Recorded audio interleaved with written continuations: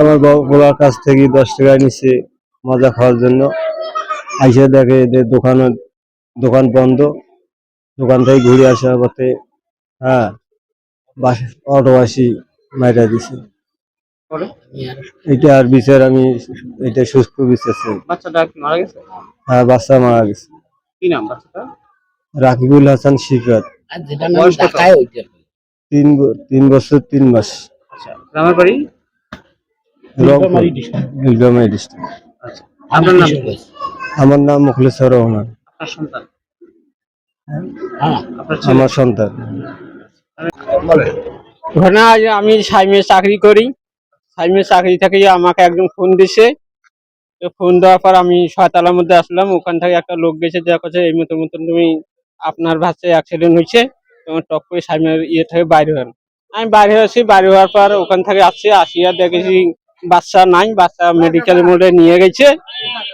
তার মধ্যে আমি আর কোনো শুনে পাই নাই। তার মধ্যে আমি এখানে একটা অটোওয়ালা লোক আছে, তারা নেশা করে, নেশা টেশা করিয়া আর ওই বাচ্চাটা আসলো ওটা দোকানের এই পাকে, মানে দোকানের সামনে আসলো। তার আমার ভাইয়ের ছেলের কাছে 10টা টাকা নিছে, দোকান নিয়ে খাইতে আছে। দোকান আসিয়ে দেখে দোকান বন্ধ।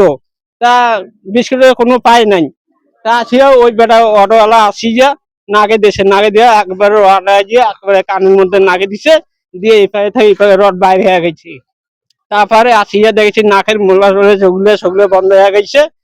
বাচ্চা আর বাঁচি নাই। এই বেটার জীবন যাপন ফাঁসি অর্ডার চাই। আমার ভাতিজা অ্যাক্সিডেন্ট করি মারি ফেলাইছে, এটার আমি সূক্ষ্ম বিচার চাই। জানেন যে আজকে 2টা 30 ঘটিকার সময় দুপুর বেলায় সিফাত নামে 4 বছরের শিশু বাচ্চা রাস্তা পারাবারের সময় একটি অটো বিপরীত দিক থেকে আসা সজোরে তাকে ধাক্কা দেয়। ধাক্কা দেওয়ার ফলে সে মাথায় আঘাত পায়।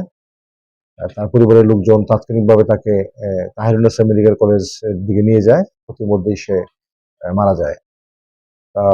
ডাক্তার তাকে মৃত ঘোষণা করে।